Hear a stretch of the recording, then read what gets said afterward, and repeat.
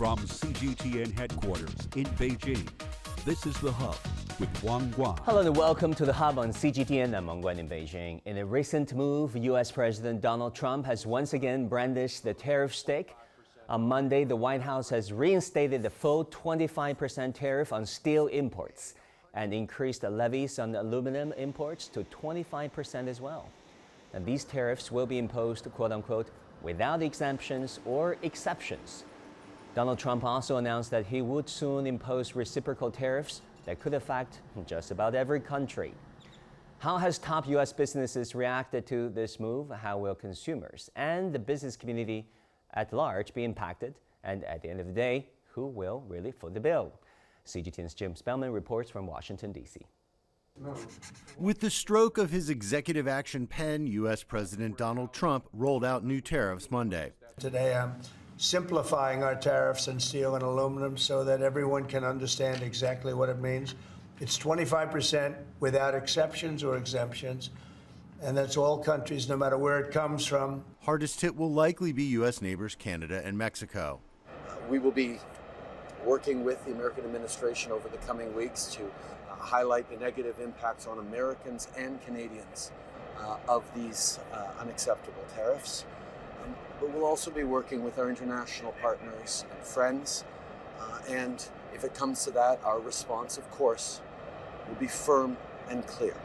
We will stand up for Canadian workers. We will stand up for Canadian industries. Also hard hit by the new U.S. tariffs will be major trading partners Germany, Brazil, and the Republic of Korea. The new tariffs could provide a boost for U.S. steel and aluminum companies, which have called for protection against cheap foreign metals. It will likely, though, mean higher prices for raw materials used in a broad range of items from soda cans to cars. That's going to cause higher input costs for the manufacturers, and we're concerned about the downstream effects on consumer products, in our case, like automobiles. And the consumer doesn't want to absorb that. That's going to have a back push on demand, which causes bigger problems down the line with regards to production cuts and job losses. Trump has also promised broad-based reciprocal tariffs, raising duties on goods imported to the U.S. to match those placed on U.S. exports to other countries. These reciprocal tariffs likely would mean higher prices for Americans because most of our trading partners have higher tariffs on our goods than we have on theirs. The new tariffs on steel and aluminum are slated to go into effect March 12th, so there's still some time for negotiations. Jim Spellman, CGTN, Washington. Now to delve deeper into this topic in New York, we have Anthony Chen, former chief economist at J.P. Morgan Chase. In Los Angeles, we have William Li, chief economist at the Milken Institute. And in our studio in Beijing, I'm pleased to be joined by Liu Baocheng, Dean of the Center of International Business Ethics at the University of International Economics and Business. Gentlemen, welcome to the discussion. So great to see you again. Let me go to you first, William. Aluminum and steel. This all sounds and looks too familiar, right? April 2018, we all remember that during Trump's first term in office. I broke that story basically when Trump initiated the tariffs of steel and aluminum against countries including China. Why aluminum and steel all over again this time? Well, as we said last time, the steel and aluminum industries have key important national defense as well as strategic purposes. And the key is to be able to produce that domestically. Now, over time, the U.S. was once the largest steel producer in the world and also aluminum. But over time, it has lost that position because other countries have become more efficient, have used newer technologies. And U.S., I think, needs to feel the ability to come back to somewhere near where it was before for purposes of diversifying the supply chain and ensuring that for national defense purposes, we have steel making and aluminum making capacity in the United States. The tariffs do that job because it has embedded within the tariff production subsidies to subsidize the production of steel in the United States and to raise revenues for the government. So the tariff seems to be a good instrument to do a multifaceted set of goals, and President Trump has favored using tariffs rather than direct subsidies, the way other countries have. All right. Anthony, how has the business and investor communities been responding to Trump's tariffs and tariff threats against countries, not just necessarily rivals, but some of America's closest allies and partners? Well, what we have seen so far is that a lot of business people, including some business people that are big supporters of President Trump, have complained that somehow the uncertainty of these tariffs is impacting their ability to plan for the future. Remember that a business has to plan several years into the future. And so if you have tariffs going on and off every week or every month, that's very difficult to make plans with regard to supply chains and things like that. I agree with William that the United States has a severe interest in trying to increase the production of steel and make sure that it's available for national security purposes. But the reality is that the steel industry in the United States has lost its edge.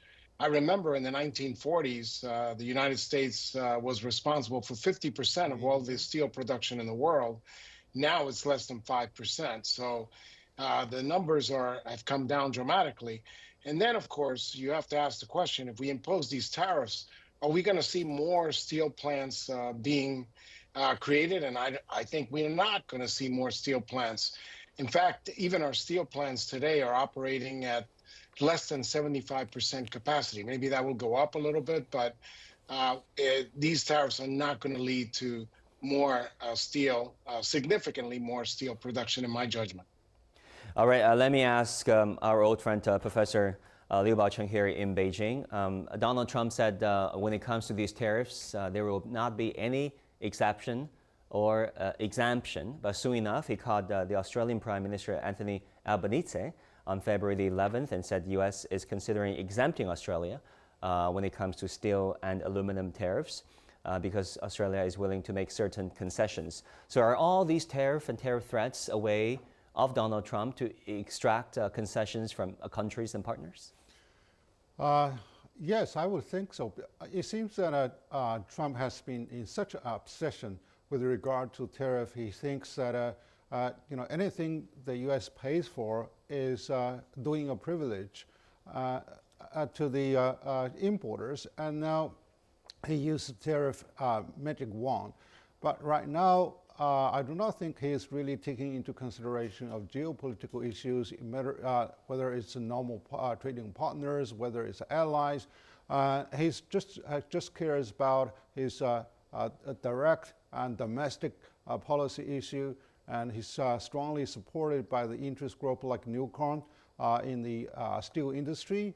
And now he's taking far less regard to any type of international relations or bilateral relations, and even Canada and Mexico within the free trade agreement, he doesn't really pay much attention to. So as our friend said, he's just considering to take more of the money into the federal coffer and then shift more of the cost on the consumers and benefit certain interest groups. So of course, he is also trying to push for other deals. But the issue is, or the irony, is that he doesn't even know what type of deal he really wanted to construct with major trading partners like China, like Australia, like Canada. So he just wanted, that's his typical negotiation style. And then now I give you a punishment, at least defined by him, and then it is up to you to come up to terms by guesswork of what he exactly wants. On China, 10% tariffs has been threatened, thanks to his executive order. Steel and aluminum, again, 10%, not as much as 25%, if you think about Mexico or Canada. We remember back in 2018, there has been this prolonged tit-for-tat response from Beijing, very stern and resolute. What can we expect this time? Well, China is among all the victims of such a sort of tariff, but the impact on China is really marginal because over the years, with all the 301 and also with the 232 clauses he has been using to address the Chinese import of aluminum and steel, China has been vaccinated quite a lot. So therefore, we over the years we have diversified our market, and now we are shifting more of the into the Belt and Road countries for infrastructure construction and export of those equipments, etc. And so China remains as competitive. If you compare the cost level of the workers in the steel industry, China is the 6 times more advantageous than that of the United States. And plus, that if you visit Cleveland, you can only notice the Ohio. And also Ohio, yes, in Ohio, because my son studied in Case Western, and then you only see the steel dust along the roadside, but you do not really have a lot more of the steel factories. You have more of universities, hospitals, and museums. So the U.S. industry has completely converged onto such a stage has to share with the rest of the world. So no tariff doesn't really work towards its strategic objective. Now, William, let me turn to you. I mean, not everyone is a big fan of Trump's tariffs, obviously. For example, earlier on, Ford CEO Jim Farley said Trump's moves have so far added, quote unquote, a lot of cost and a lot of chaos to American businesses. For as much as external revenue the tariffs may have temporarily brought to the U.S. coffer. What do you think? Well, let's remember the objective of using tariffs is not just merely to make economic objectives and to help Ford. President Trump imposed tariffs on Canada and Mexico because he wanted them to be serious about closing the border, stopping the flow of illegal immigrants and illicit drugs into the United States. And that was really the main objective behind the use of tariffs, is to get people to be serious about other policy objectives. Yes, the tariffs have made it very inconvenient for the automobile industry because they are the main users of imported steel and aluminum. But I think for the national objectives in mind that President Trump had, which, by the way, includes international engagement, he, in his Davos speech, made it very clear he welcomed foreign investment. His strategy for improving the steel industry is not through tariffs, but it's through foreign investment. The deal that he's making with Nippon Steel, for example, is a good way to infuse new technology into the steel industry.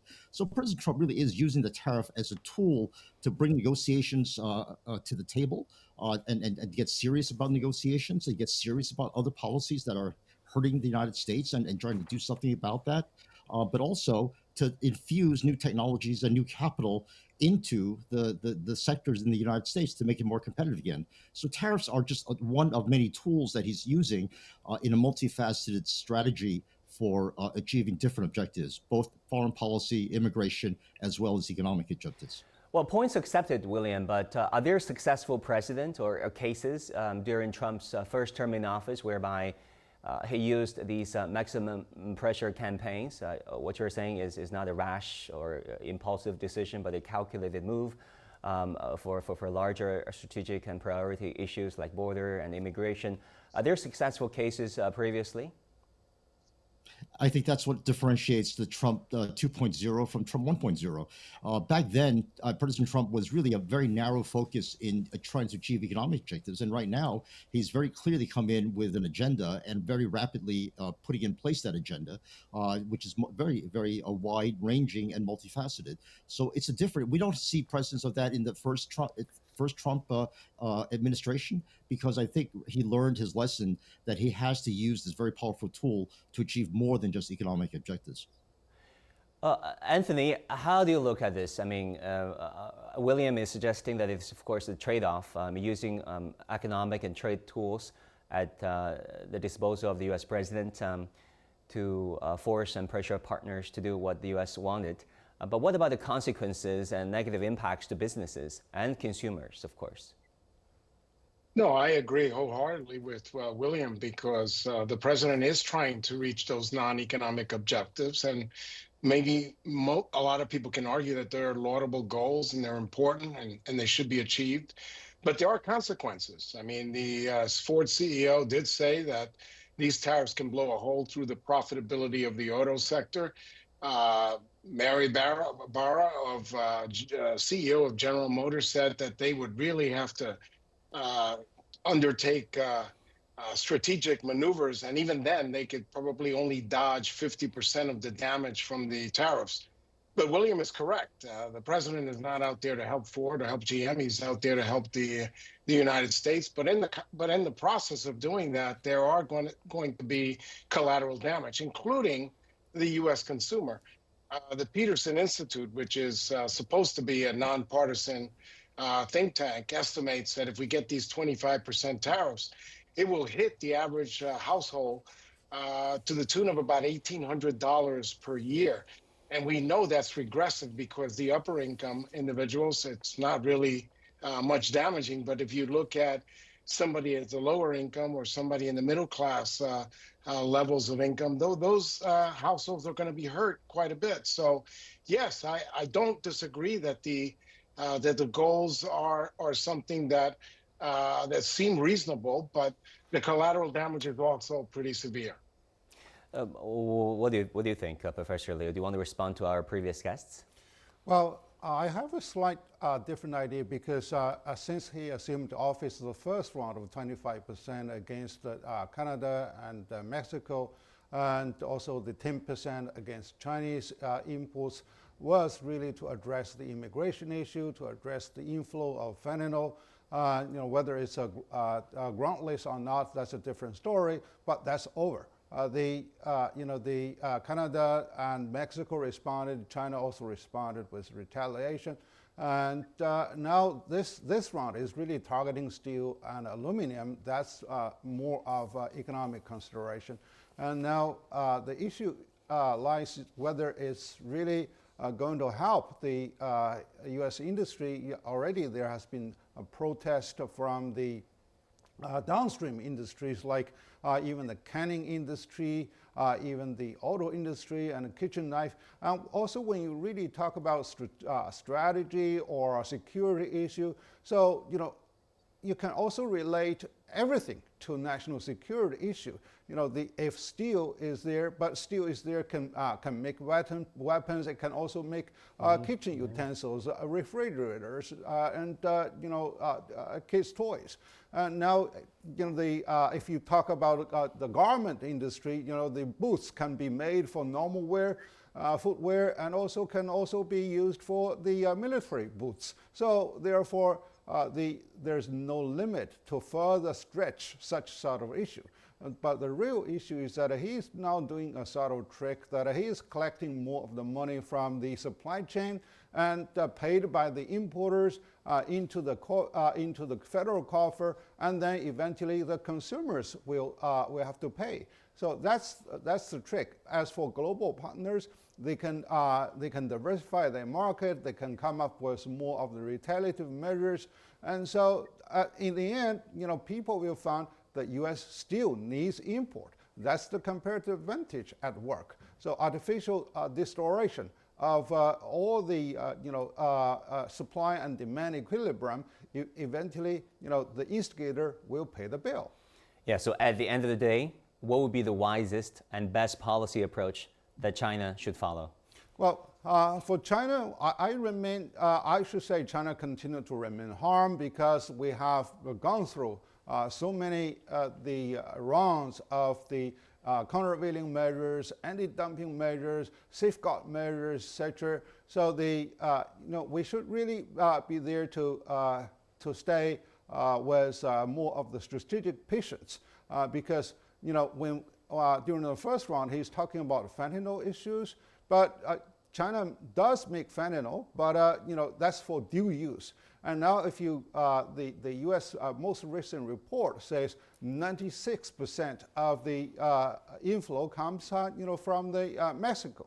So and it has been dealt with the two major traffic cartels. So they have to deal with that, and China also works very closely and also effectively with the United States in the working group to deal with the money laundering and to deal with the drug trafficking. So therefore, the ground based on China producing fentanyl, actually we are doing it legally, and to level the 10% tariff is totally groundless. And so therefore, China should be there to continue to engage dialogue I do not really welcome the fact that China will do the tit for tat at the moment, because you do not know what is next under the sleeve of Donald Trump. We can really stay and watch. William, you're shaking your head. Well, I love how Professor Liu has these conspiracy theories. I love conspiracy theories, so I applaud him for being so inventive. I think one of the things that we have to keep in mind is that President Trump made it very clear to the executives at Davos, the United States welcomes foreign investment. And the deal with Nippon Steel is a good example where he said, I don't favor the purchase of Nippon Steel, of U.S. Steel by Nippon Steel, but I do favor their investment in putting new technology and improving the job prospects for American steel workers. And I think that's really the use of a tariff. The tariff provides Nippon Steel with a 25% subsidy if they produce in the United States, but if they choose to be a competitor rather than be a partner with the United States, they will face a 25% tariff. So that makes the choices much easier for them to say, I will invest in the United States. The use of tariffs, as I said, is to achieve a whole wide range of objectives, and it's not the conspiratorial world that Professor Liu is working on to say that President Trump just wants to generate revenues through the use of tariffs. With all due respect, Professor Liu is a respected scholar. I mean, in China and around the world. I agree, Liu, and I just told you, I love how inventive he is. But whether it's really the true intention, but the actual fact is as such that tariff as a tax just go to the tax collector, which is the federal government. And who is going to, in the end, pay the bill? It is really all the downstream players, and eventually it's really consumers. A certain portion is borne along the entire supply chain. So that's one issue. The other issue is that competition is the best driver for innovation. So therefore, if you really offer more of the protection measures, and all the industries will feel lazy, and they have less drive for innovation. So that's the real issue. And the U.S. used to be very strong in that regard, and they are spreading the whole world, and they're also transforming their industrial structure based on globalization. But right now, if you select this type of industries, you pick winners and losers. That's right. So now by driving away the competition, and the workers will be more there to demand, and also the distribution will have sort of a monopoly within the domestic market, and that doesn't really help anything to improve the innovation. Anthony, I'll go to you, but William, can you have a quick response, maybe 20 seconds before we go to Anthony? Sure. I think one thing you have to remember is that President Xi did a program of Made in China 2025, where he picked successfully a lot of winners. And we're just taking a page out of President Xi's playbook to say that we will try to subsidize the industries that we feel are important to try to rebuild their capacity in the United States. So we really are copying China in terms of providing subsidies to key industries. Well, my friend, if you remember Solyndra, right, the California-based solar company that got billions of dollars of subsidies from Obama administration, Obama picked a loser, unfortunately. That's the unfortunate state of life. That happens in life. Anthony, what do you think will be the long-term consequences to the global supply chains and the global trading system, right? I mean, this is not just unilateral tariffs you impose on the European Union, Canada, China countervailing duties against the U.S. But at the end of the day, WTO is not fully functioning right now. But eventually, there has to be some rules and regulations down the road on a global scale. No, I agree. The World Trade Organization doesn't have the strong enforcement mechanisms that they had before. That has been taken away from them. But at the end of the day, I think most economists will tell you that comparative advantage always wins. And I think that when you impose these kinds of tariffs, you kind of disrupt that. And so I have no argument with the goals that William is talking about. But when you just bring it down to economics, I still feel that the comparative advantage is the best way to go. That is, those countries that can produce products a lot cheaper should be producing them, and those that have less efficiency should be producing other products that they have comparative advantage.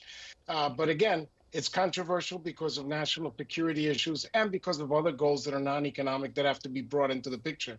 But just keeping economics on the forefront, I would say let comparative advantage rule.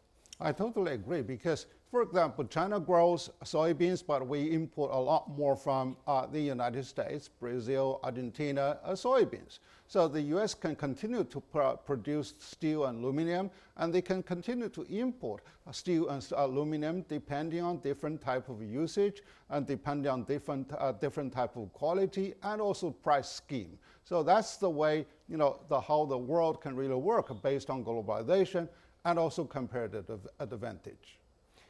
William, to what extent should we still be believers of the comparative advantage theories that is first, of course, taught and initiated and populated by Western economists? When I taught Columbia University's International Economics course, I reminded everyone that in the simple economics model, the comparative advantage is given, God-given. But in the real world, comparative advantage is dynamic. It is produced by policies. And China and the United States have both used subsidies, and Europe, to try to shift dynamic advantage into sectors that are considered strategic and important to have because it benefits its people.